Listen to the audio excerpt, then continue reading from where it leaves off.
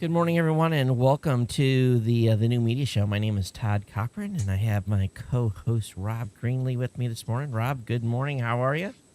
Good morning, Todd. It's great to be here again on a Saturday morning. So it's an exciting day in Seattle. The sun is out.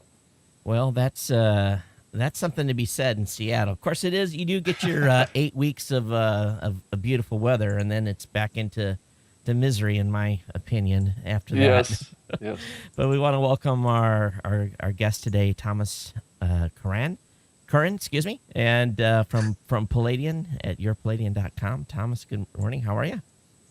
Good morning, Todd. So let's try that again. Tom Curran Yeah. at yourpaladin.com. Your Paladin, yeah. So you got all three parts of it a little bit off. This is just the way technology works, though. A little bit, Yeah. it's a little bit off, right? Oh my gosh. Nothing quite works just right, right? Yeah. Exactly. And you know, I've got it on the lower third, so all I have to do is read, right? Reading can be a challenge. Especially at 6 a.m. in the morning. So good morning, guys, and welcome to the show. Got Rob. My suitcase is packed, and this evening I fly out to Detroit. I'm really excited about this next 2 or 3 days at Ford. I'm going to be going out for a special program. They basically they have two events. In the past, I've only went to their drive event, which is usually a day long program. You get to drive basically every car in the inventory. And I heard this year we might actually be able to might get to drive the Shelby GT. So Ooh. we're really kind of on pins and needles because the last time I was out, I only got to see the prototype. But I'm actually going out for a longer program this time.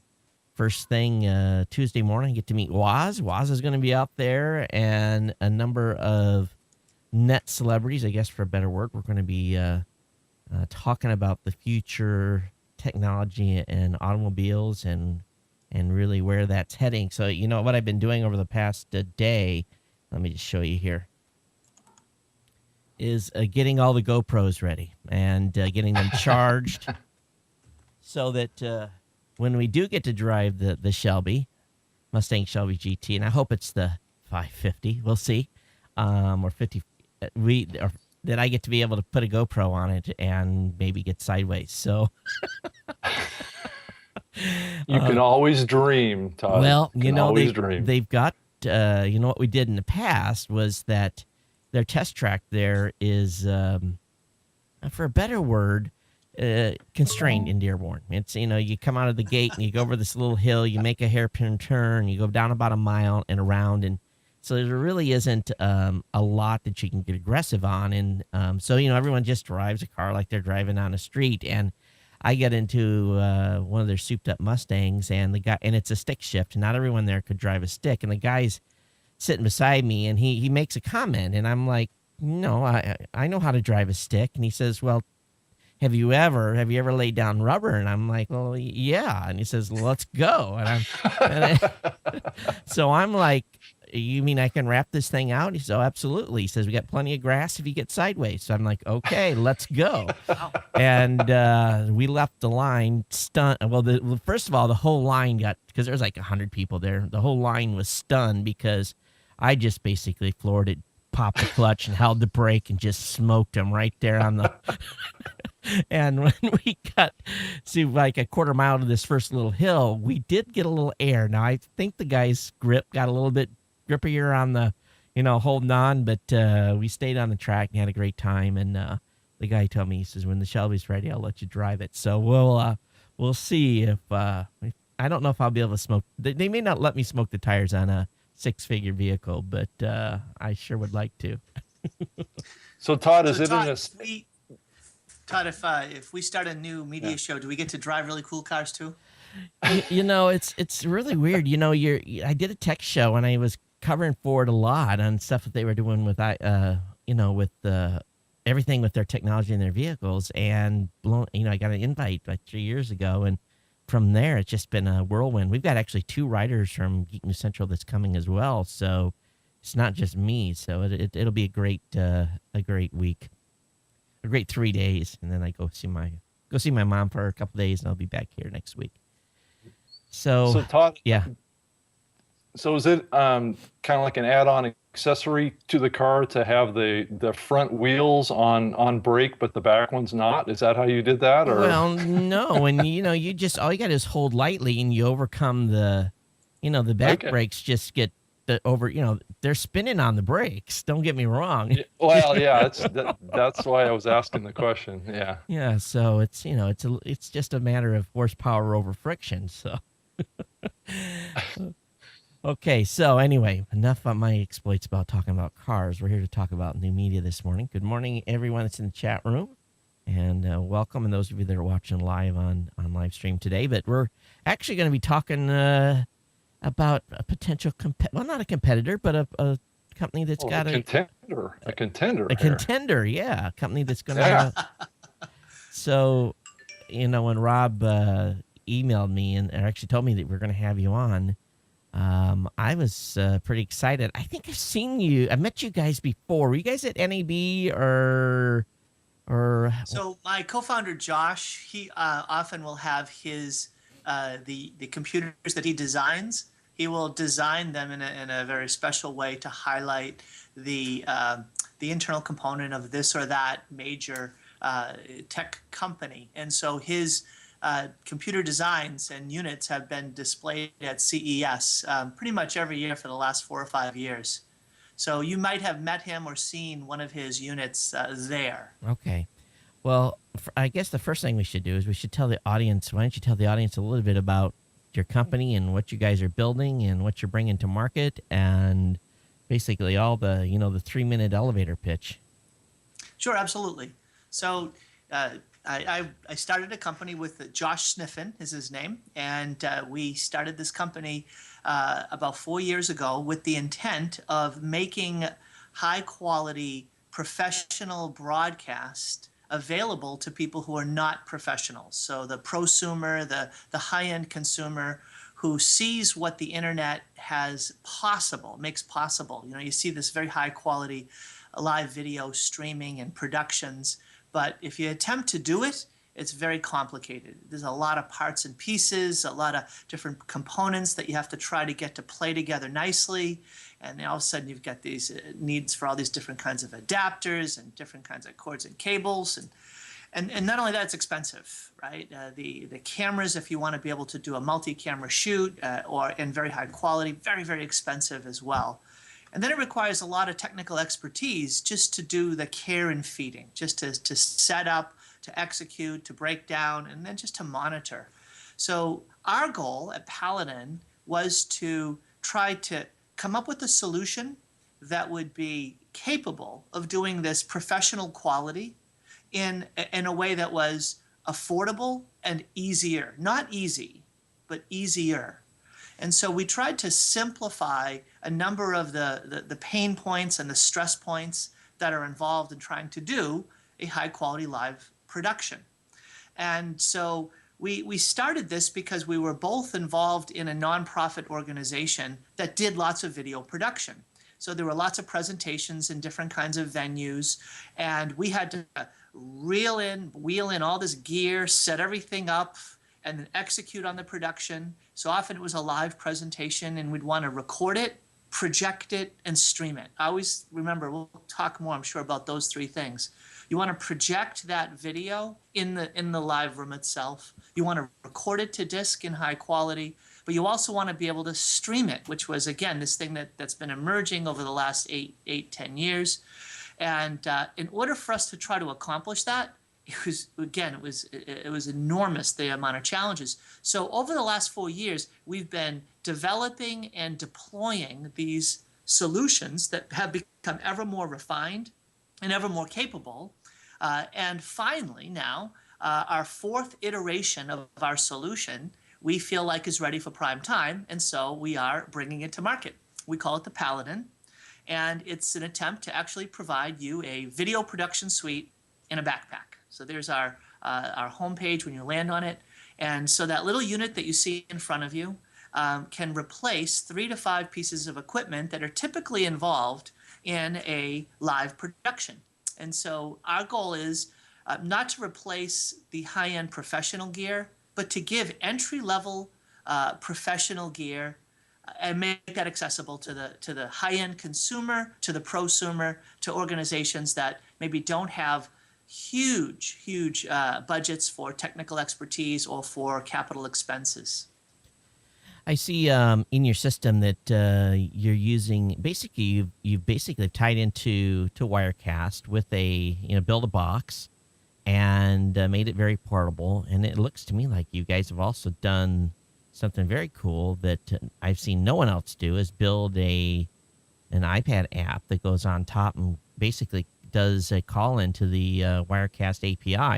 I really congratulate you on, that part alone is big. And believe it or not, I think that product itself is one product that I'd almost like to have as a standalone product to tie into a standard Wirecast deployment. But the looking at you guys' solution, it's you can tell that you guys have put some time and some thought and source some good gear to put a package together. How was the and this audience is really probably very Akamai, and I guess I shouldn't use that word because that's kind of a Hawaiian word, but very aware of these types of solutions. So to see this incorporated and have the ability to remote switch and control with an iPad is pretty incredible, in my opinion. Well, thank you. We really appreciate that. We think that our, if you will, what's our distinct advantage? It's on two sides, right? So on the one side, it's about the unit, and I've got it here, so we can show it to you, and you've already seen it on the page, but it does exist. And so I can kind of walk you through what's present in the unit whenever you want, sure, Todd. And then the other side of it is the iPad app, and I can show you that here as well. And if you ever wanted to, or if some of your listeners want to be able to see a live demo of that, we could set up a live demo and be able to bring in the multi-camera live switching and the other parts and pieces of what the iPad app does. So we can talk about both of those. But let me just say that your wish is our command, Todd. We, in fact, are going to be releasing right now the software is in beta, but it's going to be going live in July. And so I think it's actually July 1st that we're going to be having this software available for download on the App Store. Oh. And so you'll be able to, so existing Wirecast users right now on the Windows side will be able to, someone's happy, I like that. Yes. So, and so if you think about it, right, Todd, you get it, right? How much easier will it be to be able to control the essential parts of your Wirecast live production from an iPad? So, here's, we got a lot to talk about, but let me just, while we're on this topic, let me just explain to folks most folks, like me, I'm a one-man show. And if you, of course, it's kind of office trash. So if I give you guys this view, I'm running on a very expensive system here. I'm running with a TriCaster 855. It's not cheap, not in the slightest. It's not a cheap operation. Probably the control surface that I have here probably costs close to what your entire solution costs. And that's just the switching control surface, not the box. And we load this up and we take it to CES, to NAB, we load this gear up. I mean, we pack out, half a truckload, 20 boxes of stuff with lights and cameras and everything you need, and mixers and amps, and just all this stuff. And one thing that always has drove me crazy, absolutely crazy, is because we're very tight on a budget. When we go, I have to say, you can go, we can afford to have you, and it's really, we have to really watch the dollars. And, to afford a second guy to be on the control surface is out of the budget oftentimes. And we'll have someone, if the guy that's running the control surface has to go to the bathroom, and we're live for 8 hours, he's got to eat, he's got to, body needs, all that stuff. So we'll have him say, okay, just set it on camera 2 and go. And, if you got a guest in, he's showing a product off, you can't zoom, you can't change the aspect, and I begged obviously this competitor of yours, give me an iPad app where that guy can go off and do his thing, and then I can, right at the table, be able to switch. Now, Switch cameras. Yeah. now the challenge with any type, there's plus and minuses with any type thing. We understand that when we're in a convention environment type stuff, the Wi-Fi environment can be very tough. So I'm assuming then that you have to be connected to a local Wi-Fi and basically have to have access to the same machine. Basically within the network, you got to be able to, if the guy's running your solution, let's say you're running your entire rig, the iPad has got to be on the same network. So have you guys, have you guys had any challenges in that communication link between the iPad and your machine and your Todd, box? It's a great question. In fact, we have dual Wi-Fi here. Yeah. On the back of the unit, and so you can both be connected to the internet Yep. with the Ethernet, for instance, Yep. and then you can create a link on the Wi-Fi that's private. Right. And so what we do is we create a private Wi-Fi connection between the iPad and the unit itself. Okay. So that preserves the clean communication Yeah. that we want to be able to have between them. We've done some testing. We haven't done a tremendous amount of pressure testing with the iPad on an open Wi-Fi network, and it functions, but just not quite as crisply Yep. as it does when we have it on the private network. Yeah. So. And I would encourage you guys to take this out and, if nothing else, go into a convention center, sit in a corner, and run the box up and see how because you're competing with 30 other and all these. Okay, you got the convention's Wi-Fi signals, and then you have everyone that's running MiFis and someone that's left a Wi-Fi port on. See how you guys are, how that competition goes. If you really can figure out, let me switch this back. See, if you guys can figure out how to make sure that is rock solid, I'm going to tell you, you're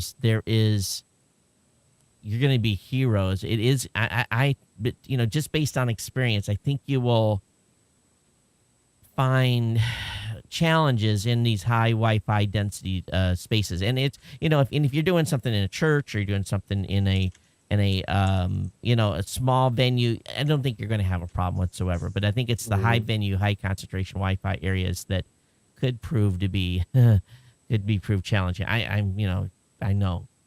Rob, they got to. I just can see the solution already. It sounds pretty great right off the start, doesn't it? Yeah. Hey, Tom, is there a way you can kind of run through what the box is capable of as far as multi-camera? And I know it's driven a lot by the software, and then also talk about the openness of the box to run other software too. Oh, that's interesting. Yeah, absolutely. That's a great point, Rob. Thank you for that. So the box itself, again, what we're trying to do is we want to make things just continue to cling to these words. We want that professional level of capability, now making it affordable and easier to use. And so, boy, it's easier to use if you just have one little box, right? Yep. Rather than having to plug in your switcher with your live producing and your encoder, and then here's your recorder. So imagine all of those things being able to happen here. How's that case? Well, let's start with the professional capability of the cameras. So we have here a quad SDI card. So it's able to take in the professional cameras that people want to be able to, if they want to be able to get in the highest quality video sources, well, you need the HD SDI inputs. So we have 4 of those. We have 4 ins, 4 outs, and a produced out with this Blackmagic card that we have integrated into the unit.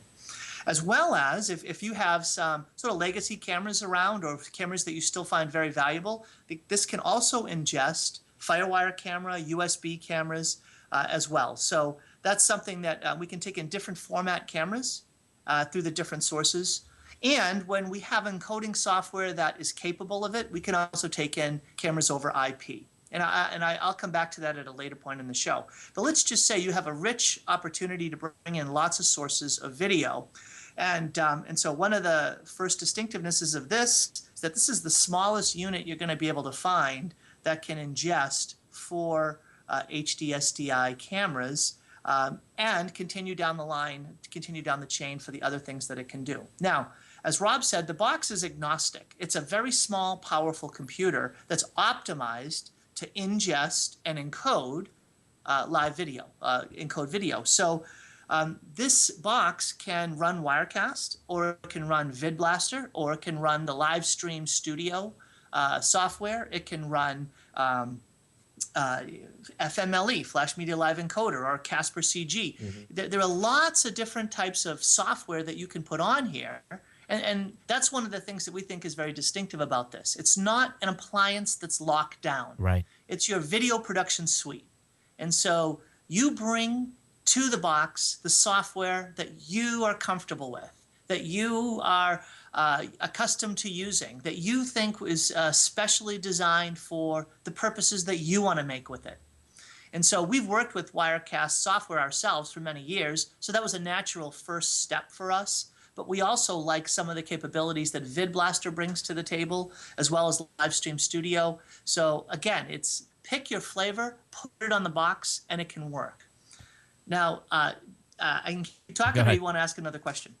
No, I think the ability to not have it locked down is smart. So I'm assuming then it's running probably on Windows 7. And so let's talk about the guts. What's inside this thing? Because those that are watching are going to say, okay, it's a great small package, but it's really important that you have to have enough performance underneath the hood to support doing these 4 cameras and these other ingestion points. What's the performance look like underneath the hood on this thing?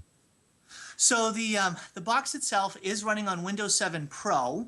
We have tested it on Windows 8, but the Metro UI we've found that isn't quite as comfortable for lots of people that we're working with. True. So Windows 7 Pro, and the unit itself does have an i7 in it, and it's not the mobile version of the i7. So it is the high performing i7 CPU that people that you'll often see in some of the competing products. Yep.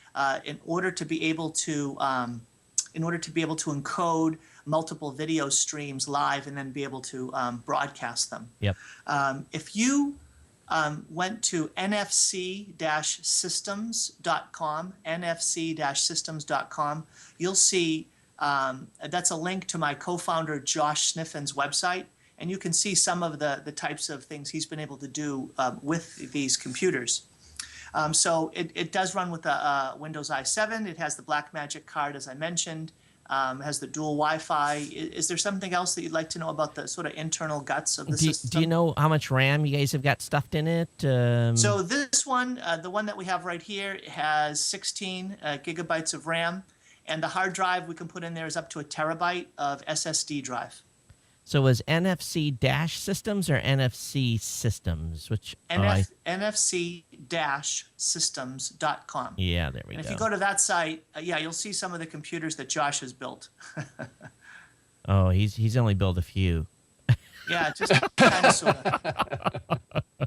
And they're very, very kind of creatively designed too, so you can kind of envision what is possible maybe here in the future. Yeah, absolutely. Yeah. I think what when we were at NAB, we saw a lot of solutions, and Tom, I'm just going to be straight up. The thing that we were really looking for was the price point. We've been doing a lot of internal surveys. Besides doing this show, I work with about 16,000 content creators over at Raw Voice, and not all of them do it live. A portion of them do live. And we basically came to them and said, okay, what's your price? How much can you afford on a standalone, something that you're really not going to use for any other purpose? How much can you afford on a standalone system that you could dedicate to this? And the price tag that came back was between $3,000 and $3,500. And so when when we were at NAB and we walked through and looked at the different solutions, $59.95, $69.95, $99.95. If you start in the TriCaster line, $5,000 for TriCaster 40, and that's not an SDI system. That's a composite system. You move up into SDI on TriCaster, you're looking at $12,000 or something like that. So we're really trying to find this price point that's I think just shy of $4,000. Where are you guys at from a price point on your box and current configuration? So this box here is $49.95, and so we're really close. We got the 4. We got the first number right.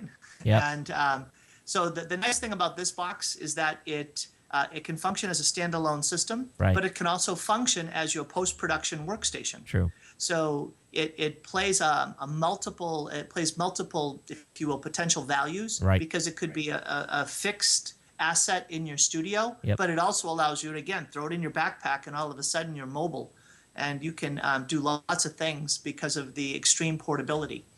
And that does include that includes the app as well right now. So when we are going to begin to sell the app separately, Yep. as I mentioned to you, and right now we have a Windows version of our Producer app, but that's going to be followed up by a Mac version Okay. of the app as well within Wow. a month.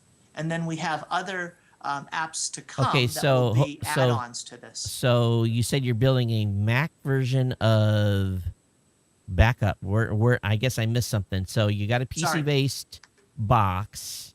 Oh, the Producer is okay. I So guess. the Producer itself is on an iPad, and it controls right now our Windows system, our Windows version of Wirecast. Okay. And what we're doing is we're going to be building out an iPad version that controls the Windows Mac version. version of Gotcha. Wirecast. Did they make that hard? Did they actually do different API calls for each operating system? So I could tell you, but I'd have to shoot you. I gotcha. I'm just kidding. The right person to talk to isn't in the room right now. That would be the software developers. So we have been in communication with Wirecast to ask them for some support in being able to build out the capabilities of that Right. by opening up their API or updating their API, and they've talked about having an updated API somewhere around the end of the year. So, however, the nice thing about our app is that it is also something that is agnostic. That we have built out a version of our app as well for VidBlaster. Oh. So people that want to use VidBlaster, they'll be able to do that as well. Then basically we're going to be listening to our customers. If we find that lots and lots of customers would like to control FMLE or Livestream Studio, then we would approach. We'd have no problem approaching Livestream and saying, look, can we work with you to find a way to enhance the value of your software to your customers by opening up your API, and we can work with you and we'll come up with a version of our app that could serve your customer segment. Well, while you're taking feedback, you wanted to challenge. Now, it's kind of interesting. A year and a half ago, I was really pretty frustrated because, I've got this beautiful studio and invested a considerable amount of money to get it to where it's at. But when I was going on the road and traveling, I was being impacted by not being able to do the same quality on the road. And I end up building my own solution, and it's what I travel with today. And I will say that I have $5,000 in my own solution, but it's not nearly as elegant as what you have. Now, one thing that I was begging the Wirecast folks to do was to have their software to be able to talk to the Blackmagic Design ATEM television switchers that they have, that they're commercial switchers that you can run SDI into. And basically, it was kind of a hodgepodge solution. But so today, if you want to understand what I have to go through, is I have, when I'm traveling, and again, this is an agnostic system that I built. Is when I'm traveling, I'm running Wirecast on a laptop, which is giving me all the controls of lower thirds and everything else. But because I don't want to have all this, extra equipment with me, I'm running a single video signal into the laptop, and then I'm using the ATEM switcher to handle the portable camera, the cameras I take with me, but basically what I've got is Wirecast running on one side and the ATEM switcher on the bottom, and so in order to switch, go from green screen to I have to press basically 3 buttons. I got to, two. Well, it's actually a 3 key sequence. One, I have to bring up a view that has no lower thirds. Second, I have to hit the ATEM switch to switch it to the maybe a video input from a computer, and then it's kind of out of that. But I have to press 3 things to make a switch on this hodgepodge system together. If you could ever figure out how to get your software in your iPad, or even a standalone app that can be run on the desktop that will replace all this and be able to talk to BMD devices, I would be ecstatic. Now, I don't know if Blackmagic has an ATEM API or not for their television switchers, and it would kind of compete a little bit against your own product. But at the same point, the software, I think, is going to be as big as anything that you're going to sell, because of the agnostic of being able to run on, VidBlaster. I know, that's a great product. You look at what Livestream and they're moving forward with, and with what Wirecast has, if you can be the guy in the middle, that's the place to be. Rob, you and I talked about this a couple weeks ago, where, I think we brought up their system. And, I tell content creators all the time, listen, you go ahead and try to build your own box. And get a box. Good luck with that. Yeah. And keep the price down. You can build one, but, I think that Blackmagic card alone is $1,000, just, it has a certain retail cost that's just fixed. And if you're a dealer, you get it cheaper. But if you're, or an integrator, OEM, you get it cheaper. But, the majority of people don't have those type of connections. But, well, yeah, I think that's been the history of this space too, is that, a lot of the content providers that have been doing podcasting and kind of online video stuff have been geeks at heart, right? And they just want to create their own solution. And it's exactly like what you did. You built your own box. So I guess you have to really back up and think about it. If you really want to get a box that's capable of being, reliable and has all the functionality that you want, you're going to wind up spending that much. I mean, even building your own box. Yeah. So, and it's going to be probably bigger than what Tom has there. Oh, so, my solution's much bigger. Let me see if I can actually find a picture of it, But, Tom, you guys, you talk about it being portable, but you still have to have a monitor and keyboard and mouse and the audio inputs and any interconnecting cable. So it's not and the cameras and all that stuff, but you still can probably get away with maybe 2 Pelican, or maybe a small briefcase and a Pelican case, I would think, right? Yeah, we have, when we do this, we have, and this includes everything, the cameras and the cables and the cords. We can roll in just a large Pelican case and then a single Pelican case for the unit itself. But we've also been able to use a touchscreen USB monitor, which is very small, and it's able to replace, we've been able to even control Wirecast just on a touchscreen USB monitor. It's not a perfect solution, right, but you're right. I mean, a keyboard, screen, and mouse is something that typically you could use to set up, and then you're able to walk around and you're able to then just use the iPad app after the fact. Once you get it all, whoops, just knocked it down. Once you just get it set up, then you can just do the essential controls on the iPad app itself. But we were, Todd, we were in the same boat as you, lugging in, rolling in cart after cart full of equipment right, to try to make things happen. And I got to tell you, literally, when Josh and I go to events, we put this literally in a backpack. Yeah. And you can even put it in the Pelican case in the backpack. And then the cameras, this is another important thing, Todd, that I think you're talking about, is people want to put together solutions. They can draw on the latest technology in cameras. So for instance, I'm going to bring a camera in here. So here's one of the cameras we use. And Rob was here. We showed Rob when he came by our office earlier in the week. So here we have a security camera, but it's a 1080p security camera, and it has the SDI out.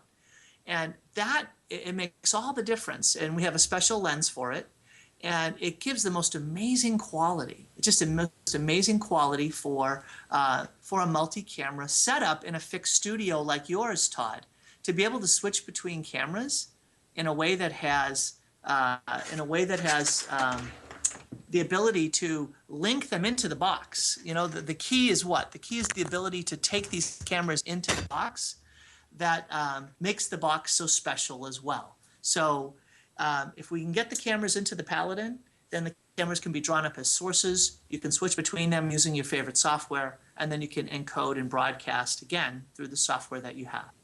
You know, and one thing I was going to show you here is the system that I built just to show you the difference in size.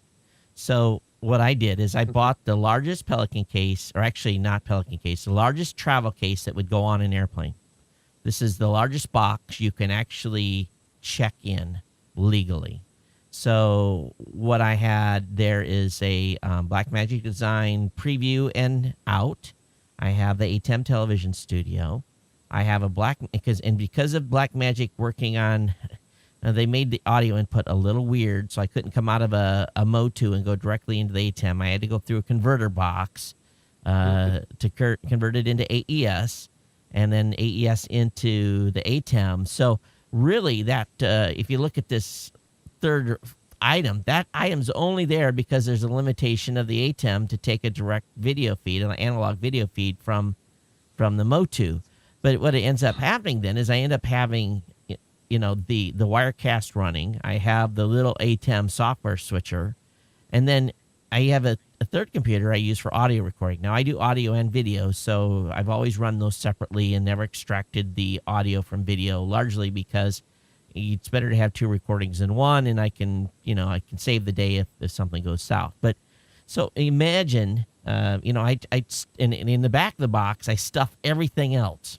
All the cables, all the cameras, everything goes in there. But what I could see foreseeing happen, and be honest with you, what I could foresee happening for me, and if I decide that all of a sudden this system has gotten too beat up, I could pull out the ATEM television studio. I could pull out the Behringer box that does the AS conversion, and I could rack mount your system right into that and take the SDI out, feed it to the camera, and essentially I would have just about what I have now in the same type of form factor and be able to travel with it, but yet maybe leave a computer at home.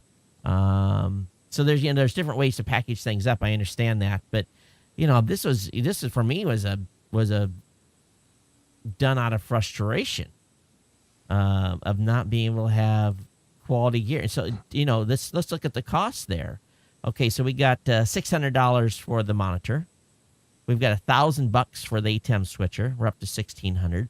$400 for the Behringer back, so we're up to $2,000. Got the Motu there. I think that's about $1,000, so we're up to $3,000. Okay, so let's not forget the computer. So I got a MacBook Pro. There's $2,000. That's $5,000. $5,000. What are we talking for price, Tom? Yeah, $5,000. $5,000 on the Palladium. Yeah. In a single box. So Todd, do you want to join our sales force? No, but we also have to understand the reality. I understand the reality of the pricing. Yeah, you get it. Okay, well, we didn't fit. Oh, we forgot the $1,000 for the Wirecast software. Okay, so let's not forget that. So that's $6,000. So that's true. If you want this, yes, that's right. If you want Studio Pro, it's $1,000. It's $1,000. Or Studio is $500. $500. And we're going to be offering some nice discounts for people who want to purchase the software from us as well. So that'll be a bit of a savings. So if you really look at it, but when I talk to these content creators and they're saying, $3,000, $4,000, I'm like, you got $2,000 in your Mac right now, and so it just, and again, it's for a standalone system. I'm hoping, my goal is a year from now, the hardware costs will continue to come down a little bit. And we'll get closer to this price, because what we really want, right? You want mass adoption. You want to sell 1,000 of these, or you want to sell 2,000. You want to sell a lot of units, and a lot of units makes a company very successful. And in order to get the 16,000 content creators to think about live and be able to have a dedicated box where they're not hodgepodging something together like I am, we got to figure out how to get the price down for them to get them in the market. And I don't know. It's, that's something I hope you guys will think about. Todd, I think one way, and Tom, definitely speak up on this, but I think that the USB 3 standard may help make all that possible. Tom, would you agree? I mean, it's been a frustration, and I got that from you, that there just aren't a lot of good quality cameras that are using the USB 3 standard yet. So how do you think that could drive down the cost of these things? Well, it's a good question. It's going to be hard for me to if we were able to get in the quality cameras we wanted through USB 3, then the Blackmagic card would just become an option for those who had those cameras or who wanted to access the HD SDI. So we scan and we look. We're on the lookout to see, is Canon or Sony or Panasonic or JVC, is someone going to come out with a high quality camera that has a USB 3 out as a way of communicating video. So if Todd or Rob, if you know any secrets about when that's happening, please let us know because that would help our planning too. No, one thing I will say though that we've noticed is that the $5,000 and under market is largely not an SDI either. So something you guys have to consider and something you should look at. And I think that Blackmagic card will take composite ends. Am I correct that it'll also take a composite signal in? Do you remember that? Do you know if it'll do that? So which unit are we talking about? I'm sorry. Okay, so will your system take let's say I've got a guy that doesn't have SDI cameras. Can your unit take any composite ends? Basically from let's say, because, a lot of these guys, what they're doing is they're going out and buying, you look at what Leo bought on Twit. He bought 80 of those Canon HX50s or whatever the model is. It's an $800 camera. It's a composite out. So basically what he did is he came out of the camera composite into a BMD a converter. He converted it to SDI and sent it back to the TriCaster. Basically, I think he's going back to an ATEM switchboard, which then feeds the TriCaster. But I think that's what you'd have to do with this box too. You have to. We can't take it in natively, but we do have composite converters. So for folks that want to do that, that's the way that we would do it. So we'd do the same thing. We do the same thing with HDMI. Yeah. We use a Blackmagic converter to take an HDMI and put it into the SDI port. How's that working out on scaling? Are you having no issues with any scaling issues by going HDMI into that converter? Any problems with that or? No, as with all technology, right? Sometimes you just got to learn how to dial it in. Yep. Right. And so that's a lot of what we've been doing in the last year is learning how to dial in these latest generation DSLR cameras, which just, present this beautiful picture, that can match more or less these professional broadcast cameras. Yep. And so drawing on their HDMI out and then just using the Blackmagic converter, we can take in multiple cameras like that, and it's just tremendous. It's the quality. It's incredible what you can do with these cameras. Right here, this camera sitting in front of me is a Sony XD-Cam EX, $7,000 camera. And I didn't white balance. I forgot to white balance it before we started today, so the white balance is a little off. Over here, I've got a Sony HDV camera. It's a little older. It's composite only. And over here, I've got some PTZs. And this camera today, if I'm going to replace this, I am not going to buy another $7,000 Sony XD cam. I'm going to go buy a $1,500 camera, and I'll buy whatever accessory I need to get it input, because I could put the Canon HX50 right, or whatever that model is, put it right on that stand, and you probably, for live, would not be able to tell the difference whatsoever.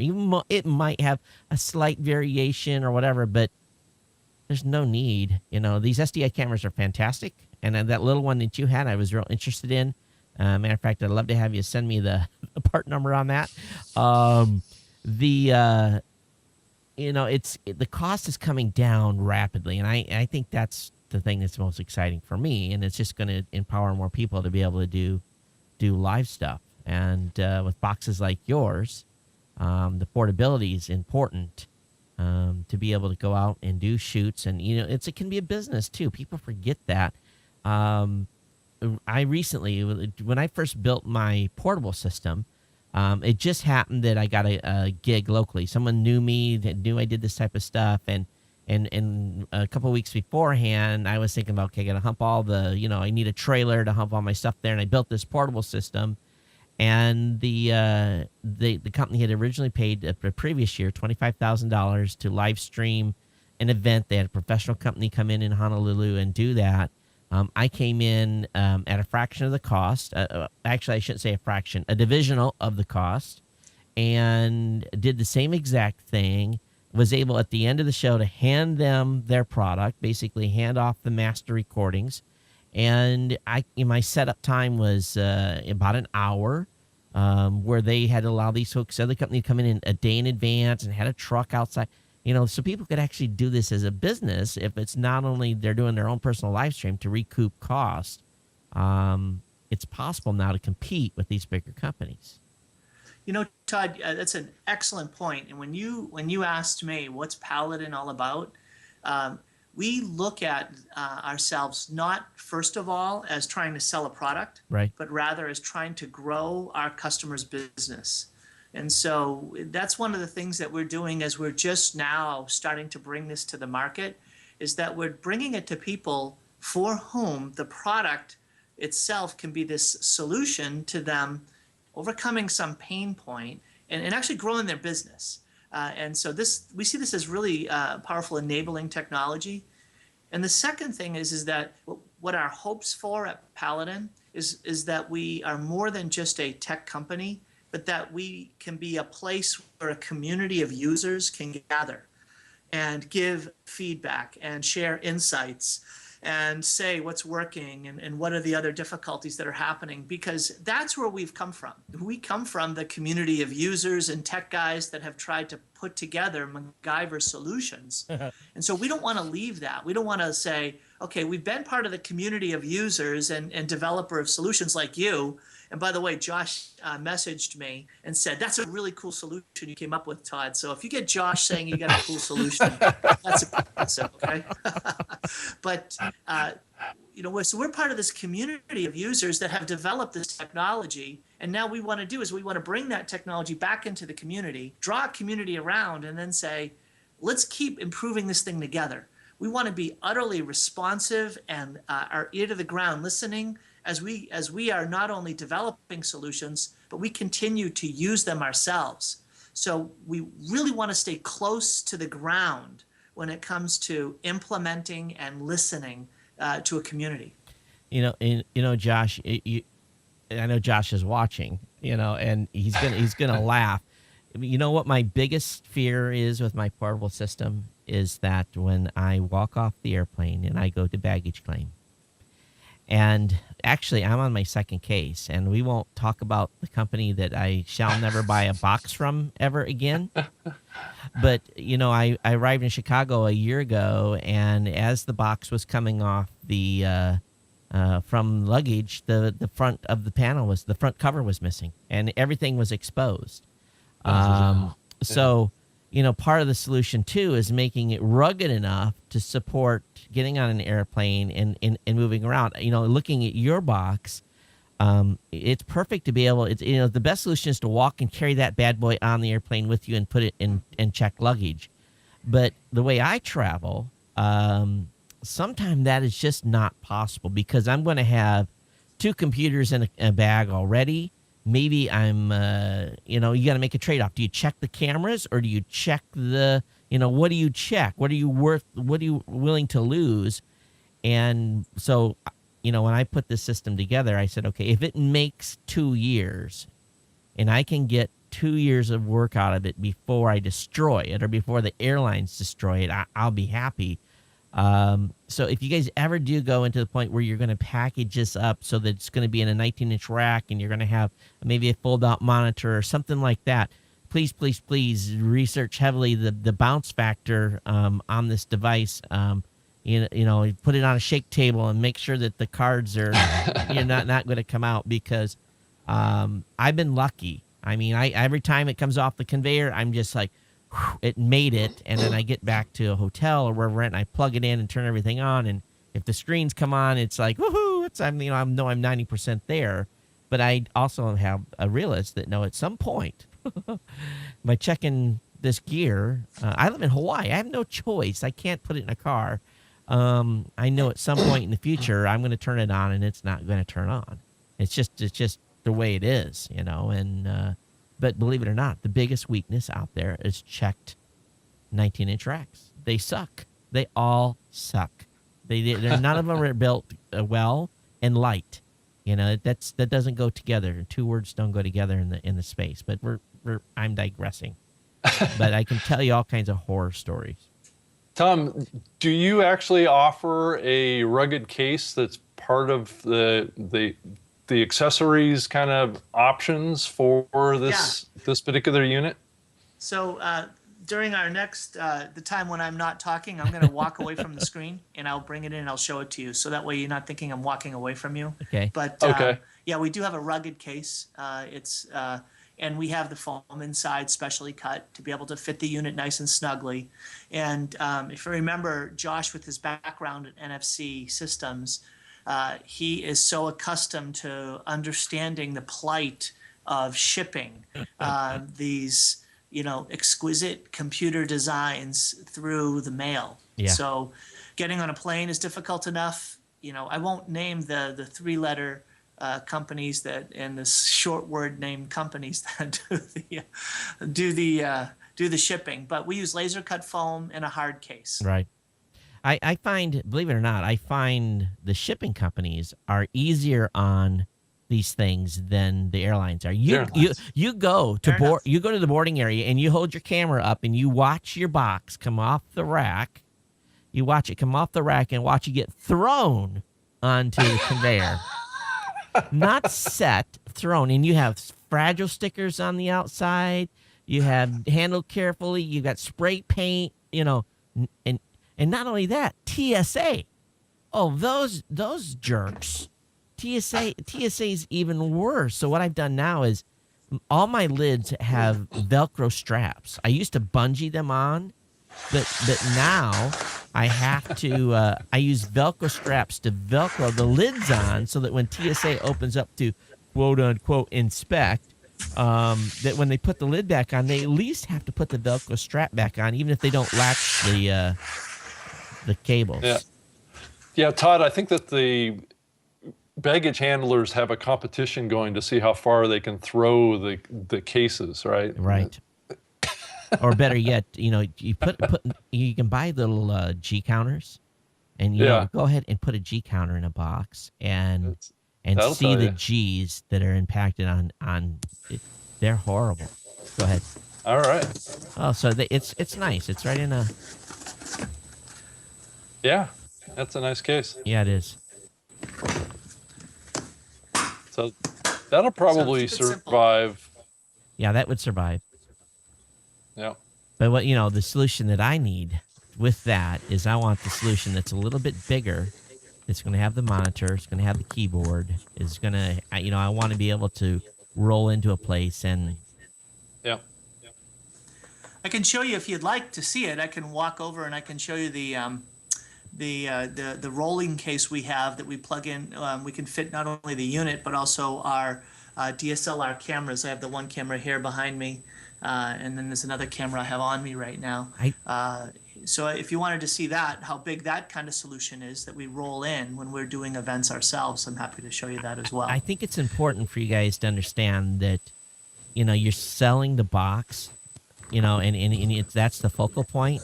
But I think, from an accessory standpoint, when you sell this, if you option out, I don't want to buy. I want to buy, if the next system I buy, I want a solution. I want a solution. I don't need the cameras bought. I need it done so that when it arrives via the 5 or 3-letter shipping company, I open up, I plug it in, I pull the cables out, and it's a solution ready to go. And I know that sounds, kind of, but when you're dealing with house of worships. You're dealing with um, I really think that the complete, and it's going to, sure, the price is going to go up. We understand that. But at the same time, but then again, too, do you want to get in a solution where, okay, I just shipped my box and my gear broke, your gear wasn't good, then you get into that whole support issue. So that's a challenge in itself, too. So. Yeah, it's a great, Todd, you're asking all the right questions that, you're kind of like, are you reading, do you have access to a live feed of what we talk about in our own office? Because we want to be, we like to say, a solution provider, right? Not just selling a product. But one of the things that we are trying to do to address that are two things. One is to come up with a package that we make available, but we don't get involved in all that side of the business. Right. So, for instance, Rob, when you were at our office on Tuesday, we talked about designing a solution for radio stations that involve those smaller cameras. And we'd be happy to say, here, radio station, here's a complete solution for you. If you're doing a podcast, you want to turn it into a video cast or a video podcast as well, or a live radio and you want to incorporate a video stream of it, here's all that you need. But so one thing would be to make recommendations on our website for people to say, I know what parts and pieces. But the second would be to work with groups who do this for a living, AV companies, right? So there are a lot of media companies out there that could take our unit and use it to grow their business because they would be able to provide the other parts and pieces, cameras and cables, and the installation and customer support and technical support. So we're pretty excited that our unit could say, for instance, with houses of worship, open up that market of which houses of worship would now want to be able to bring a solution to bear because it's less expensive, but still very capable and easier to use than most other solutions. So let the AV company say, hey, I got a core part of the solution now, but let me help round out the offering and install it for you and serve you as you go forward. I think after the show today, I've got a good friend in Phoenix, Arizona that I want to introduce you guys to. They're integrators, and they build systems for folks. And I think you guys would be a perfect match because they are really targeting this, sub $10,000 market essentially for, and not necessarily complete solutions for under 10 grand, but it really is, I call it a sub $10,000 market, the folks that are coming in and needing 2, 3, 4 kits and, that they're going to be able to roll and be portable with. So I'll get you guys introduced to them. I think what you guys are doing is fantastic. I like the best. What is beeping over here? I got a camera or something that's dying. What I think is, the best part of this whole solution is that you've done the open part. You've made this so that you don't have to be. It's not locked into using Wirecast. I can use Livestream. I can use all the basic the VidBlaster. And those two products, basically VidBlaster and Wirecast, they compete head to head. Wirecast comes out with something, VidBlaster comes. It's just like this ongoing battle. It's fun to watch because I have licenses for both of their software packages. But I'd be curious to see how this all shakes out in the market. What kind of warranty and that type of stuff do you guys have on your product? So we basically match most anybody else's warranty. What we did was we looked at the warranties of most of our competitors and tried to understand what was standard as an offering. So we offer a 1-year standard warranty on the hardware, as well as if people, and I'd have to look up the exact details in terms of if they are. You know what, we're actually going to be posting it live on our website, so that's probably the best thing to say. In terms of all the details of the warranty, but we do have it warranted. That's good. And as far as the software goes, what's the timeline on releasing the software, and have you guys come up with a price point yet on that? So regarding the iPad itself, the iPad app. So this is called the Producer app that you're looking at right now. And so this Producer app is something that we want to bring to market very soon. As I mentioned, we're right now having it beta tested, and in July we're going to be releasing it. And we're still actually getting feedback from from our customers regarding what they think is a right price point. So, for instance, we know that there are certain plugins from Wirecast that do very little but cost $100. Right. So that's one little pointer that we look to. So we're still trying to feel it out, but let me get your feedback. When you think of an app like this that could be a remote producer for Wirecast, what do you think it would be? What do you think would be worth? Does it incorporate the current Wirecast solution where I can see the live view on the thumbnail? Do I get the thumb?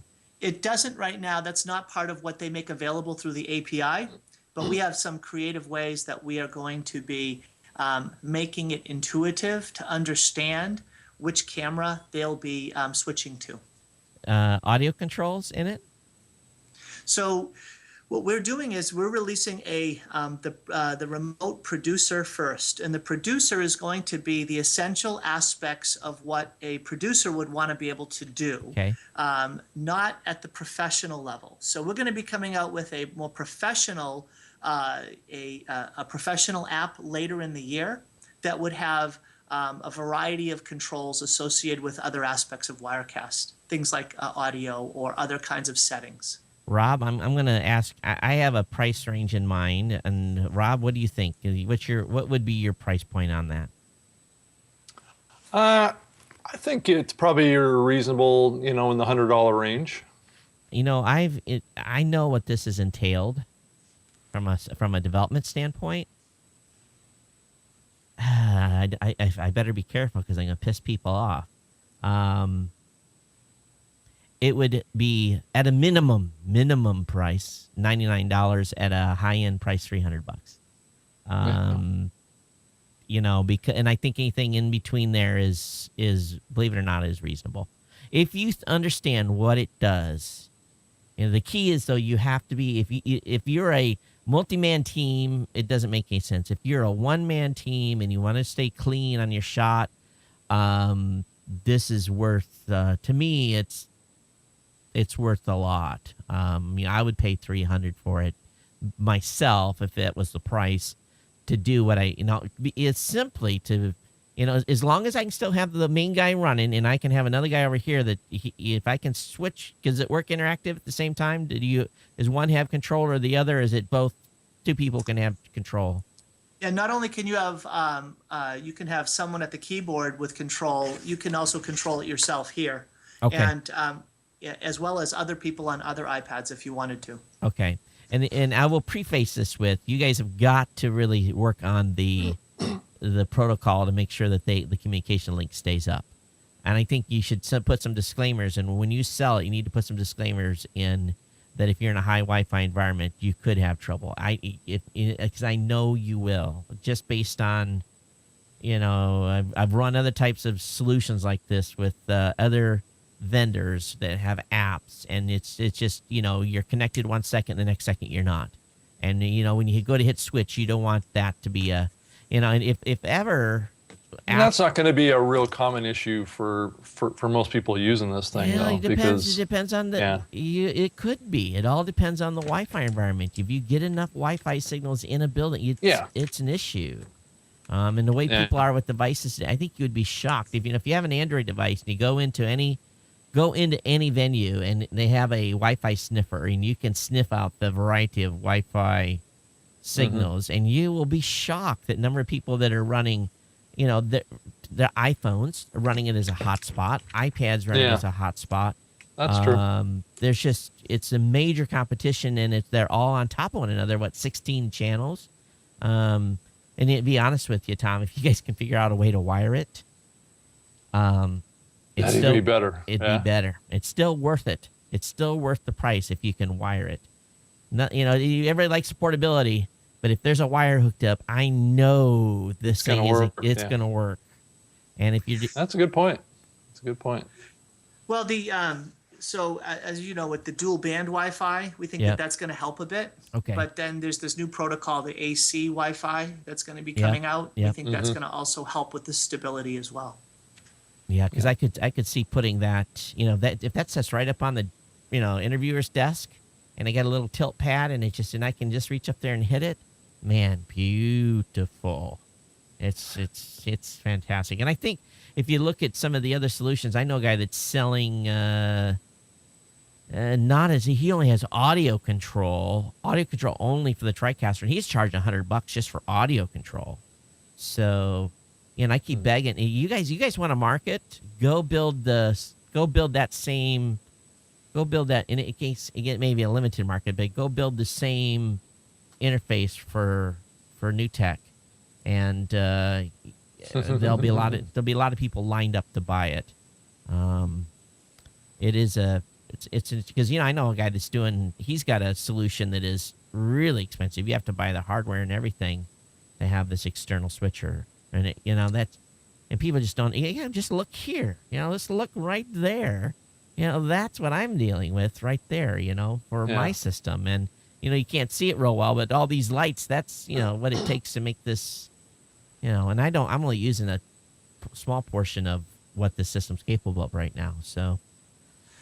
Well, and Todd, what you just did is you speak exactly to our point. Most people that are buying professional solutions because they want to do the quality of what you're offering end up buying a system for which they'll typically only use 10 or 20% its capability. Yep. So we want to strip down and say, what's the minimum sufficient requirement that the solution that people are looking for and doing things like you're doing. It's high quality broadcast, multi-camera, switching, transitions, picture-in-picture, titles, all these types of things.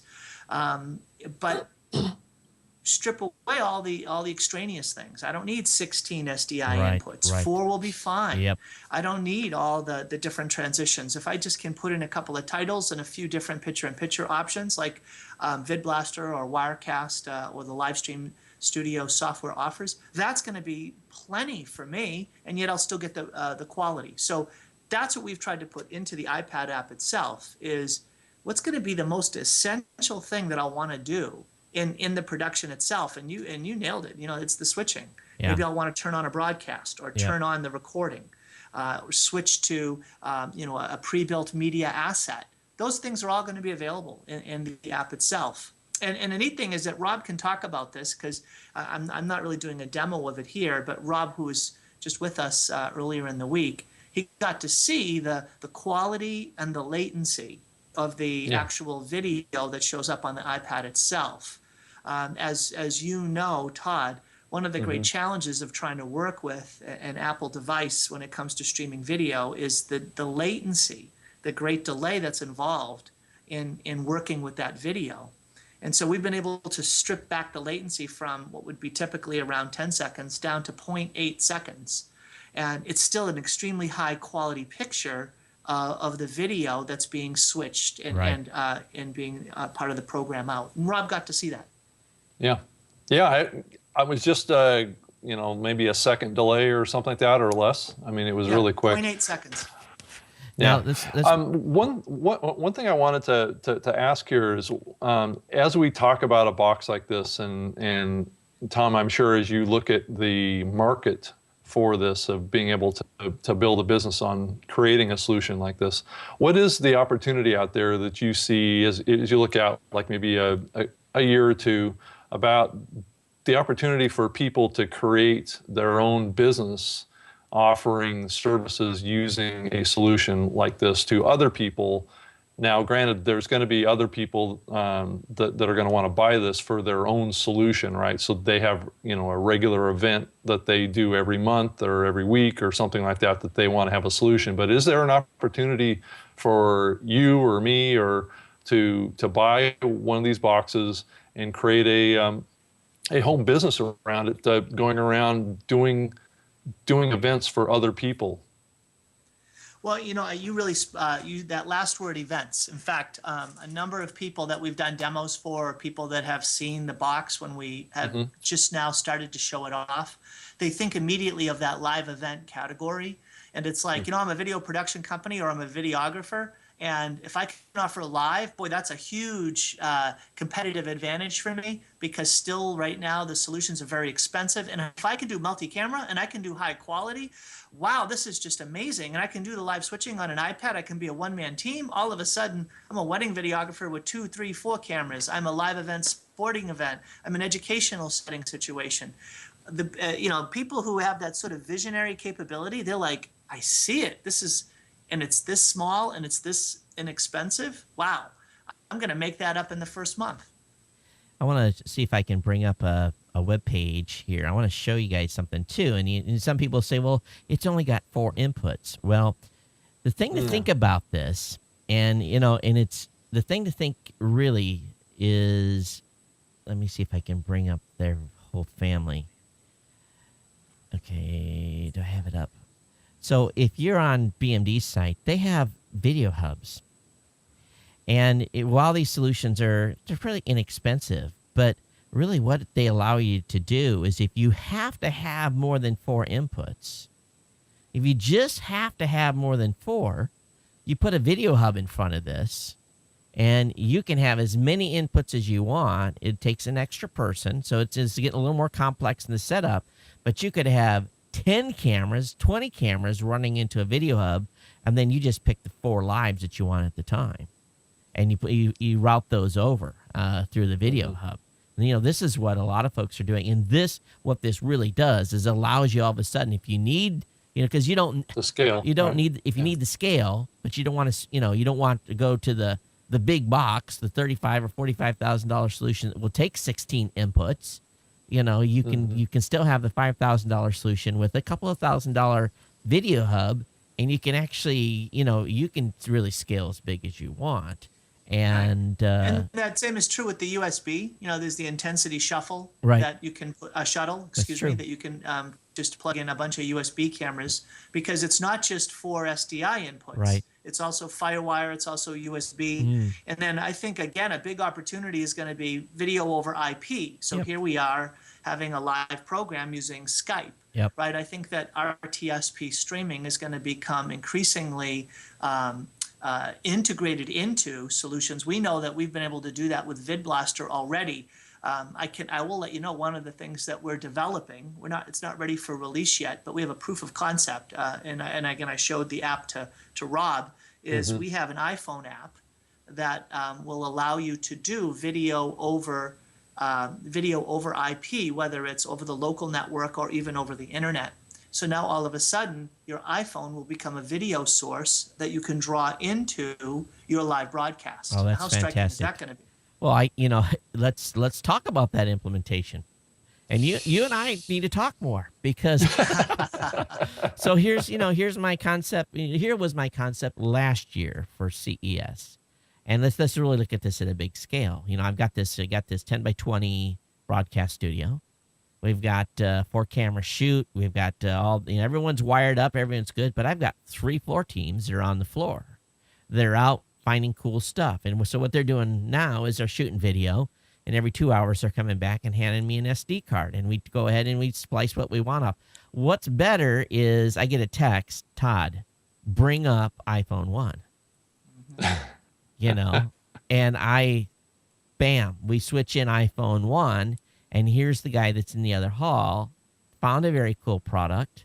He's talking, you probably can come up with a real easy solution to wire a mic into the iPhone so that you get good audio quality, or even an iPad, and boom, you're live. Now, I'm going to have to get out of my chair. I got this thing over here that's called the Padcaster, that if you guys haven't looked at that, Tom, you guys need to look at the Padcaster. And what it does is it's a mount that allows you to take an iPad, and it allows you to put a great wide angle lens or some different lens mounts on it and get great quality video. If I could string back video from the Padcaster to the studio, man, oh man. So what was our solution that we were thinking about doing this year? Well, I was going to have to rent live view boxes, which are $2,600 to $3,000 for a week, 3 of those, and then patch it through some weird conglomerated way, get more bandwidth from Convention Center, because they've already charged me $6,000 for an internet connection. But if I've got guys that are just with iPads, I mean, it's not going to be the best, but who cares? You know, it's going to be a live stream from somewhere that's going to be remote. There's just so many ways to mix this thing up. And if you guys get an app that can do that, woohoo, money, money, Yeah. money, money. So, you know, Todd, we need to Ka-ching. keep talking. so Ka-ching. We'd love to be able to show you if you have a real interest in seeing Yeah. what we've developed. Yeah. You'll be, I think, pretty impressed. The 1080p camera on the front of the iPhone itself is really incredible, and we have it dialed in a way that allows for amazing quality and almost zero latency. And the test that we do to prove it is we'll have the person talk to you on the phone really, while we are actually streaming live using our app. And you'll see almost zero latency between the video that's coming and the audio that's coming on the phone. so they're not on the Wi-Fi connection. They're doing this over the internet Over the internet. and almost zero latency. That's Yeah. pretty incredible. Now, as far as the system goes itself, every system, even the TriCaster, has a couple of frame latency between audio and video. It's just the way it works with these systems that are, you know, under $1 million. What are you guys looking at from a frame latency between video and audio? Is it a couple of frames usually, or?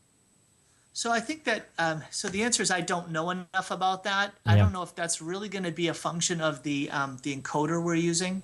So if it's probably going to be a function of live, we're using Right. Wirecast or Yeah. VidBlaster. That's right? a large part of So it. when we've tested it out, we found that VidBlaster seems to have the lowest latency when it comes to RTSP Right. streaming. But that's not, we haven't done any kind of real like serious proof of that. Yep. So really it's just based on whether we're working with Wirecast or VidBlaster. And it really doesn't become noticeable till you get out about maybe 6 frames, because, you know, people are watching a mouth, and a couple of frames is really not that big a deal. But, you know, one thing I do want to talk about just a little bit, though, is the audio. The audio, they'll forgive you for crappy video. They will not forgive you for crappy audio. So, you know, I looking at the back of the box, are you recommending people that use a mixer in front of this and feed it a single input? I can't imagine that's got to be the recommendation, I would think, isn't it? Or what's? Yeah, so depending on, again, it depends on the use case, right? But if we're going out in the field, we'll bring a USB mixer and then just take in XLR Okay. and then go USB in that way. Gotcha. Yeah. That's, So, but we realize, and I'm sure you do too, Todd, that you got to be ready to do all kinds of MacGyvered solutions Yep. when it comes to the sound, because, you know, sometimes you got to take it in through the camera because Yep. of the discrepancy that's coming.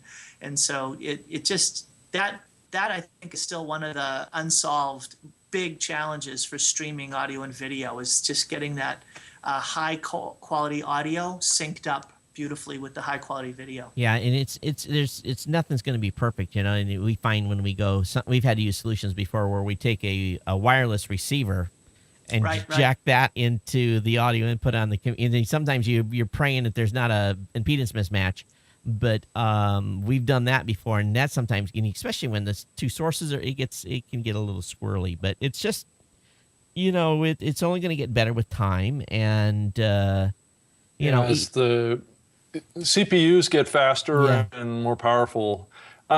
Tom, is the i7 that you have in that box, is that running at a normal clock speed, or did you guys overclock that?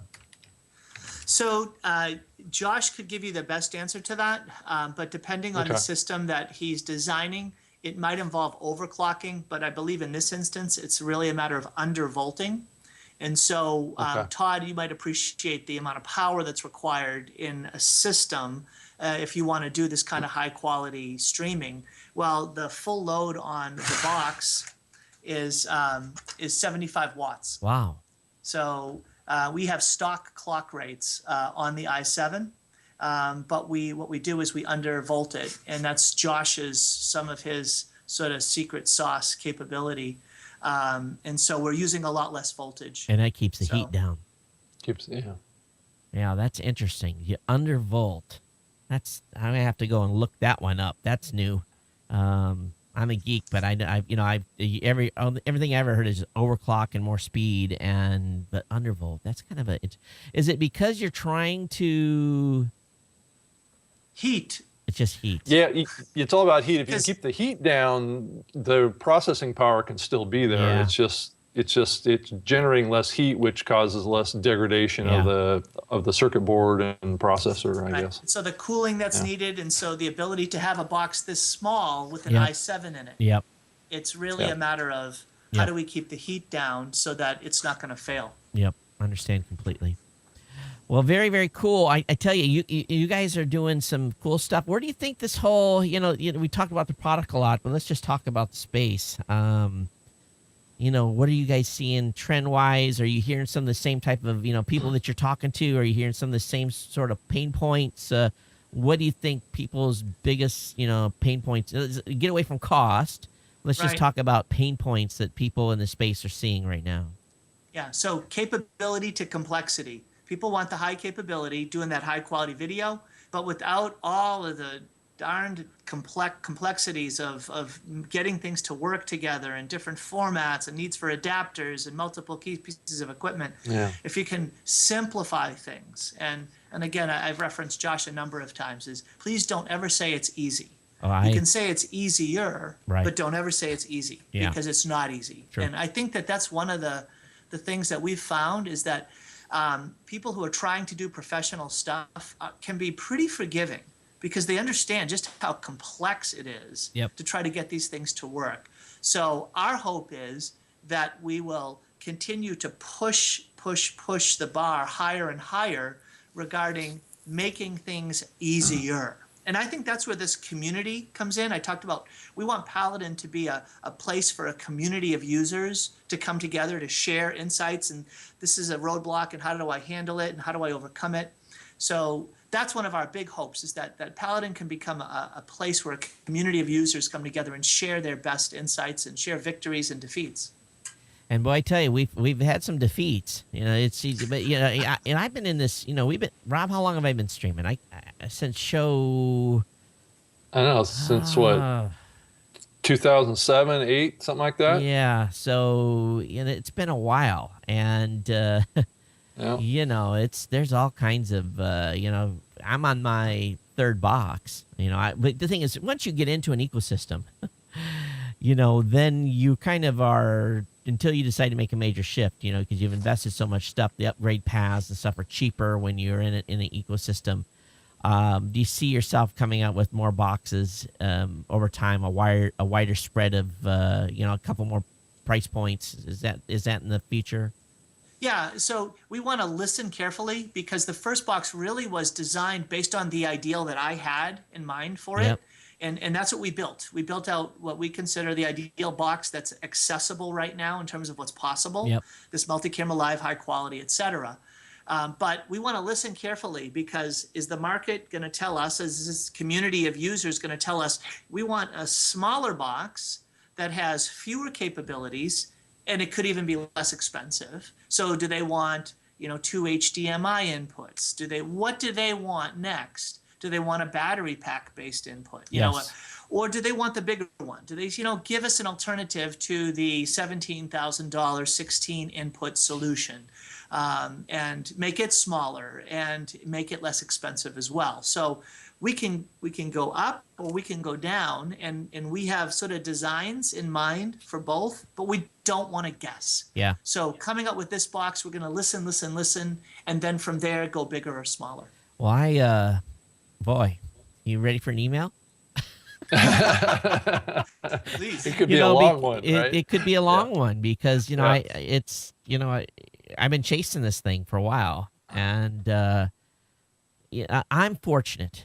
I have a show that has a sponsor, that I earn an income. My livelihood is this. This is what I do for a living, and contrary to popular belief, I don't even take a paycheck from Raw Voice. Still, the company is doing fine, but my show has done well enough that I've been able to support my family and so forth with that income, and I've been able to build my show. I'm in a unique position to be able to do that. Most of the folks that are in this position are working a 9-to-5 job.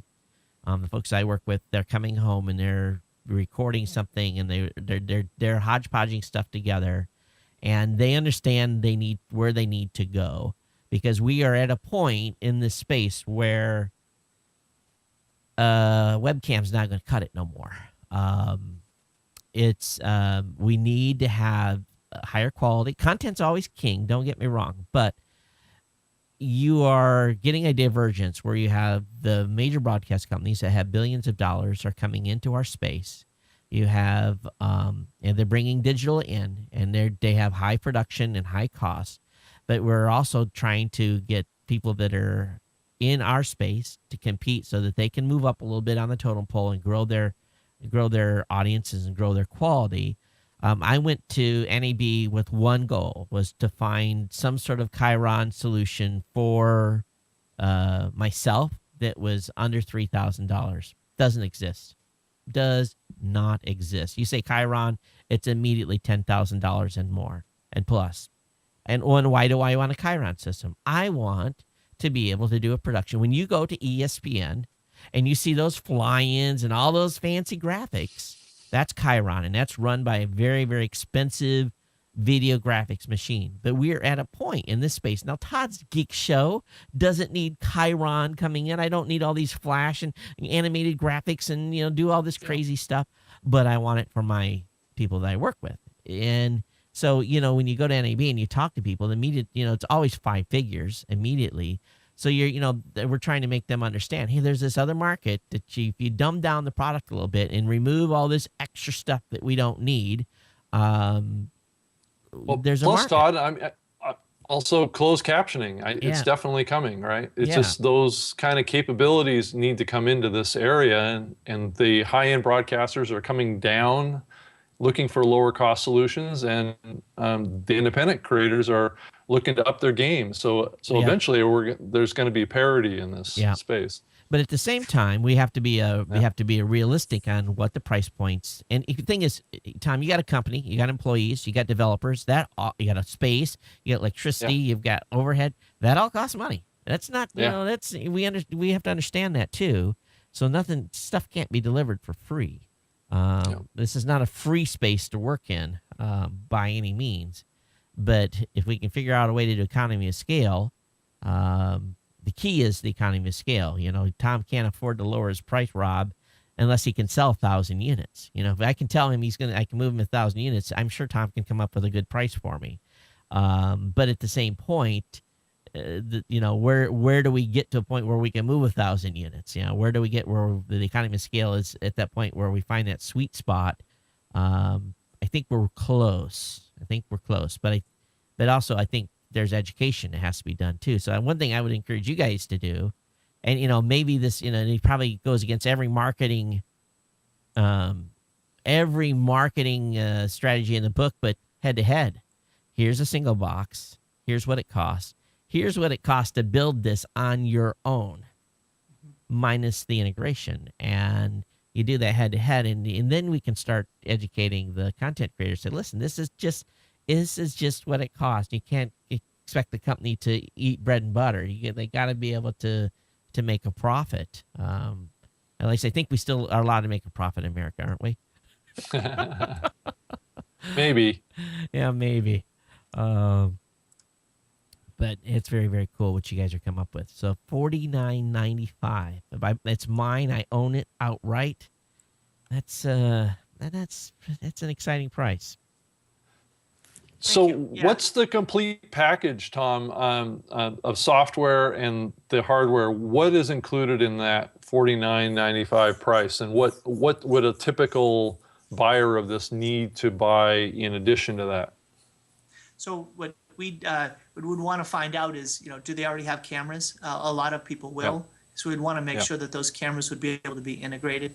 We'd want to know what their use case is. So where will you be using it? And then we could make some recommendations if they want to go up to the sort of high quality DSLR cameras that we're using, or if they want to use the security camera, if it's more of a fixed studio setting like Todd has.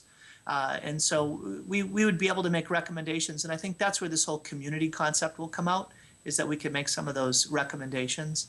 But the unit itself comes with Windows 7, the Pro version, and so along with the hard shell case, and the power supply, that's what comes with the unit right now. We are giving away the beta version of the software, but as soon as it becomes a standalone product, that's something that people will be able to purchase independently of the box itself. We still are figuring out the price, and you guys certainly spoke in the same range that we've heard other people say as well. So that's going to actually be decided in the next couple of weeks, what we're going to land on a price for the iPad app, as well as we'll be able to come out with a price for people who want to buy Wirecast or VidBlaster right from our site as well. So we'll be able to offer that at a bit of a discount if people want to buy that as part of the package. And I lost the tab. What is your partner's website again? It's my partner Josh Sniffen. His tab is nfc-systems.com. Okay. And you can find out about Josh on the About page on yourpaladin.com, and it references NFC Systems there as well. Well, very, very cool. I'm excited when you guys get ahead of the curve a little bit and you have some eval units. I'd love to check one out in the near future and basically run it through its paces. Rob, you were over at their facility. What you think? Yeah, I think what Tom is building here here is fantastic. I mean, it's a local Seattle-based company that's getting into the space. There's not a huge amount of players in this space, so it's great to have him up in the Northwest, and I definitely plan on staying in touch with him and doing what I can to help. So I think it's great, and I would love to have one of these boxes at some point myself and do some things with it. So, are you guys venture funded, or are you guys just a regular traditional startup entrepreneur wise, or how did you guys come about? So we are bootstrapped. Josh and I have funded the company from the beginning. We've followed the sort of traditional idea that early money is expensive money. Yeah.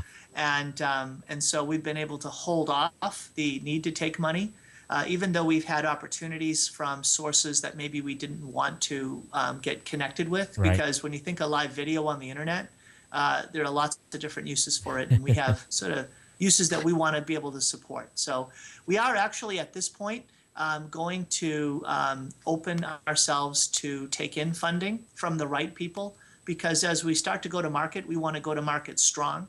You've heard a little bit about our pipeline in terms of software and hardware, and we want to be able to develop that a bit more quickly, and we know that funding will help us be able to do that as well. And there's lots of IP that we have. We have 4 provisional patents that we want to turn into utility patents, and the funding will help us get that process done in a way that's very robust and also timely. So we are, if there are angel investor groups that are going to be that we'll be talking to see if they're going to be able to help us, run forward with the speed that we'd like. Well, you've definitely got a strong angel base up there in Seattle. When we were starting our company, we talked to a lot of those same folks. We opted not to take funding either. I think in the long run, it was to our advantage. We were able to build. Well, when you take money, you just get hooks in you, And my main thing is if I take money, I don't want to be driven by someone else's dream. I want to follow my own. And if you can find an investor that will, not be hands-on, but at the same time be hands-off. I know that's kind of an oxymoron, but you really want that. So I wish you guys the best of luck in finding funding and finding that right partner to help you guys out and envision your stuff. As far as where I hope you guys go, I'm going to be honest. I hope you guys go smaller, because in my personal opinion, there is a dearth in the market. I've told the folks at NewTek, you priced your product out of the price point of 95% of the people that I work with. So I think from a implementation standpoint, the HDMI is smart. I know it's harder. If you can do HDMI and don't forget that composite, every camera Nearly every camera, even the most expensive $8,000-$10,000 camera, has a composite out. Don't forget about that crowd. And majority of people that are working in my space are using cameras that they have, or maybe a secondary camera that they're not using anymore that's sitting on a shelf, which all have component out. So my hope is that you guys would consider going smaller, and if you can make it nice and sexy like you have already with this product, I think you'll be good. The large market is very. You get about $5,000, the market narrows dramatically in a hurry, and it really gets even more narrow above 10 grand. And I think if you start talking to dealers across this country that sell this type of stuff, I think they're going to tell you the same thing. Otherwise, people start looking to build their own, and you guys don't want them to do that. You want them to say, "I want your solution." So that would be my wish, that you guys would go smaller. And maybe keep the same camera count, but support the other formats. But, right. And one of the so as you know, that there's just such processing power requirements Yeah. to be able to ingest and encode and broadcast these multiple streams and record as well. Yep. So, but we are working actively with component makers. And so we'd love to be able to go forward down our own development path. And let me just say, Todd, that that the unit we have, and if you're familiar with the NewTek 40 or the Livestream HD Studio, when you compare the size of this box to the next best alternative, I mean, we're talking 3-4 times the size and weight. Yeah. So the box itself is incredibly small for what it's able to do. And we've tried to match that with a price point that it's really hard to compete against. We don't know many other units that come in at this price point and have this capability. So I think we're doing something that, if it's not disruptive, at least it's extremely competitive because of the price to capability to portability. Those three things together, we're hoping will make people want to stretch up a bit and say, I'm going to reach up and I'm going to grab that because of what it's going to enable me to do. That's our hope. And the backpack systems too are pretty exciting. And still, even today, to buy a pre-configured backpack system is really expensive, and that's why it's cheaper to rent them than to buy them. But if you can figure something out on the backpack solution, there's a lot of competition in that space. A lot of people are trying, but everything is $12,500 and above. That's the price. $12,500 and above for any type of, and usually it's more closer to $25,000. So when I talk $12,500, that's the cheapest solution. Here's our alternative to that. So we work a little bit with Teradek with their Cube and their Link, and so you just put a cube on a nice DSLR camera, and you can stream it back to the box that can be sitting wherever you want, Wi-Fi. And then you can do your switching on the iPad, and there you go. All of a sudden, now you're hands-free, and you're doing a multiple camera studio. You don't need the battery pack and that big box that you're carrying around in your backpack. That's single camera, right? That's a single camera, and so we think that there's a lot more elegant solutions out there that you could purchase the equipment and end up with a really elegant and very powerful solution. So let me just run this scenario by you, and we're already a little bit long today, so we need to wrap here soon. But so if you have the Teradek solution back to your box, so I technically could be in Vegas with the box sitting here in Honolulu. You push the Teradek, push back to the box here in Honolulu with bandwidth, if I have the bandwidth. And can I still switch with the iPad in Vegas? Okay, so we're going to be careful. I want to be careful about representing capabilities that Teradek has. Yeah. Let me say what I would understand. I would say bring the box with you. Okay. Yeah. So if you bring the box with you, then all of that stuff goes away, right? Because you can stream from the Cube to the box itself. Now, the Cube also works with another one of their products called the Link. Yeah. And that then is going to be working with this Sputnik server. But I don't want to really speak too much about what they're going to say it's capable of. So we do have, as part of our own development path, the ability to control the box remotely, so over IP. Over Right now, IP. we control it wirelessly, Yeah. but the jump to controlling it over the internet is not a big one at all. We just think that the first use cases that we're going to have are almost all going to be, I'm on the same location. Yeah. Yeah, we're Wi-Fi. My goal is not to ship stuff anymore. I'm tired. It costs you so much money to ship stuff. Well, it was, it's Just bring yeah, this. such Just a hassle. Bring your iPad, and you want to do everything. yeah, There you it's go. we're almost to that point. It's a, yeah, anything out of Hawaii is, believe it or not, it costs more to ship stuff to Hawaii than out of Hawaii. So it's bizarre. My outgoing cost is $2,000. My incoming cost is $3,000. They get hit with some sort of airport assess fee or something, and it raises the price dramatically. So Do we ever see a point when we could do all this over a cloud kind of server instance where these software tools like a Wirecast is controlled and run in a browser or something like that can all be, your video streams can be shot up to some switcher in the cloud. Do you ever see a time when that will be capable or that will be possible? Sure. If I put on sort of my visionary hat and said where Yeah. are things headed, I think Yeah. that the boxes themselves are going to shrink smaller and smaller until the boxes will become unnecessary. How close in time are we to that?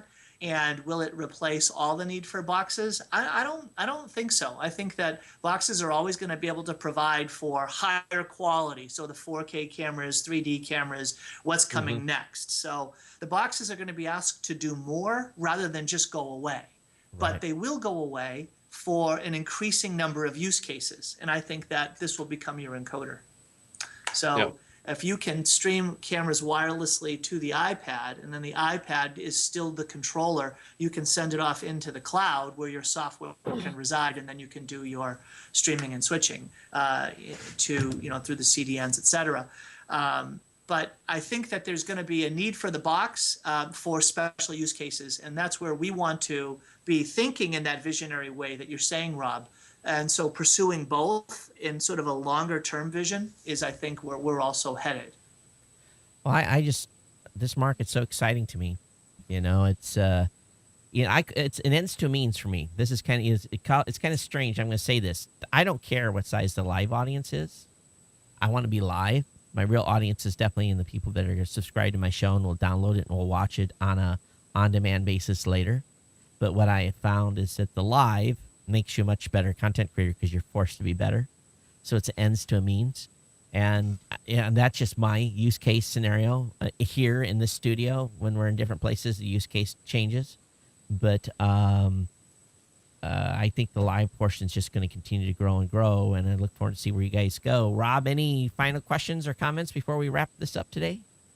No, I just think it's really exciting. I agree 100% with you, Todd, that this is a really exciting space, and what's happening and the innovation that we're seeing in this area is fantastic. And I really look forward to seeing, the evolution of this stuff, and seeing, a company like Tom's actually trying to build elegant solutions to these problems that you and many others have. And I think his keyword there was make it easier. Yep. Yeah, I think that's a very important point, to make it easier. And it's by any means, none of this is truly easy at any time. Look, this morning, that monitor was not making it to the stream. And I worked, I look at the clock, I get in the shower, and I'm still sitting here after having woken up. And I'm like, come on, get on the, and it took me like, I don't know what was going on. It just had a gremlin. And, this stuff always works, but not always. All right, guys. So my last comment would be something that you said, Todd, and this is maybe a basis for a whole other show. You said content is king, Yeah. and I completely agree. But increasingly, as you know, content is embedded in a social context Right. or a community, right? Most of us get our content from our community nowadays. Yep. But you in your last point said something about live. And I would end with this comment, that increasingly the internet will deliver the most important content to its communities in live events. And when you can enable live events to be the context where the community receives its content and is able to interact live, participate more richly, that's where the internet is going to get to the next level. It's going to get to its next iteration. It's going to be event-based places for communities to experience and participate and interact around content. And that's what we're trying to develop solutions for. The hardware and the software to allow communities to experience their content through events. You know, one thing that we did is there's robotics is big here in Hawaii, just like everywhere else. And my son was involved in competing in robotics. And, you know, so what my mom is in Michigan, and we have family members spread out across the country, and they couldn't come attend the robotics competition. So we live streamed it. And what I did was just, you know, I live streamed him and what he was doing and his team. And I wasn't focusing on other people, but as a parent, I made that available downstream to the other family members. So just, and I had my own little event space, and it wasn't even a big event space. So I think what we're going to see more of too is these type of event spaces where stuff is live and you can do, it doesn't have to be where you're reaching 1 million people. It can be 100. And that could be the difference between, it's a big deal. And it gives you the ability to bring these events to family members and people you know, and you have the ability to scale it if you need to as well. And I think with all the different providers out there, it's pretty exciting. So, all right. Well, anyway, Rob, no show next week, right? I'm going to be off semi-vacationing, semi-business. So I think for the next 2 weeks, right? Yeah, the next 2 weeks, we're definitely off. And right now, just so you know, Rob, and from a schedule standpoint, forgot to mention, I go to L.A. to get glass. I was going to ask you about that. Yeah, I go to L.A. to get glass on the 3rd. I pick my Google Glass up on Wednesday, July 3rd. We'll be good for a Saturday show on. Oh, we're off on the 6th, right? So that's what the current plan is. Yeah. So definitely, we may have to push to the 14th on the following week. I'll let you know on that that event, but. I'll be putting a bunch of stuff up on Geek News Central about glass, obviously right there around the 4th of July, which everyone won't pay attention to because everyone's going to be barbecuing and doing the things they do on the 4th of July. But 4th of July follows on a Thursday this week, which is kind of weird. It's the middle of the week. It breaks the week up. But, I fly out of here Tuesday 2nd, get into L.A., go get glass, and then fly back the morning of the 4th, much to the chagrin of my wife. But this is going to be fun. So on the next show, maybe we'll have glass on. So that'll be a good focal point or talk point. It'll be fun. So I guess that's it. Todd at newmedia.com. And Rob at newmedia.com. So send us your comments and definitely check out. Is it newmediashow.com? Yeah, newmediashow.com. Yeah. Boy. You got to get it right. You got to get it right. Someone's going to get our email.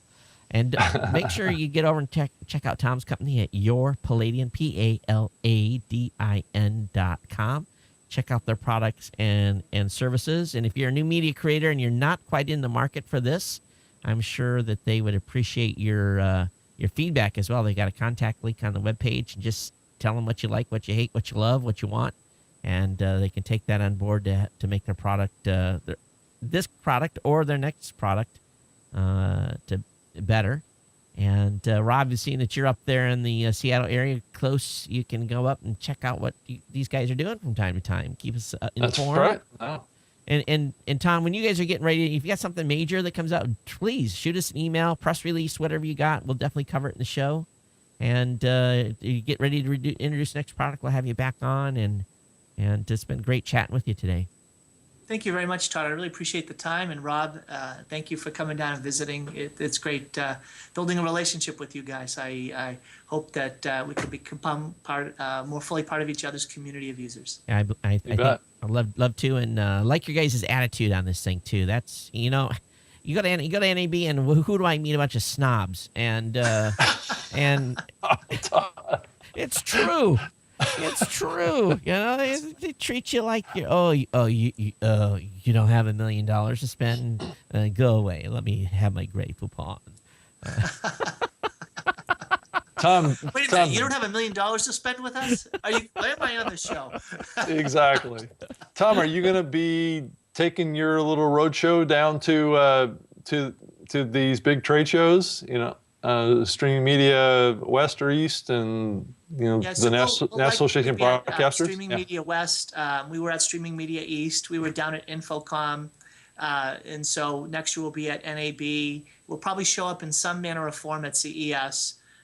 So we're going to be very selective because it's we are a company that we think is going to do our best stuff by focusing on our online communities and really trying to serve them well. And again, if we can build up that real sense of we want to be your solution providers, bring your problems, we want to figure them out. And if our unit's part of it, that's great, but let's try to do something great together to bring this high quality live video online. And if we can build that community and build out pain points and how to overcome them, then we're doing, I think, part of what the mission of Paladin is all about. And you may even want to consider New Media Expo too. That Blog World and New Media Expo is probably might be The one that happens just before CES. Yeah, they're Correct, kind of in yeah. conjunction at the same time. So Okay, yeah.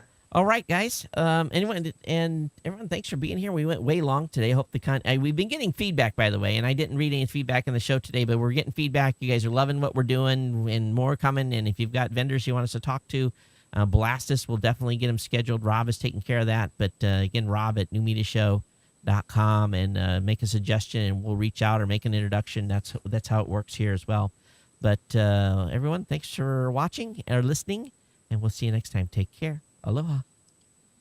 Take care.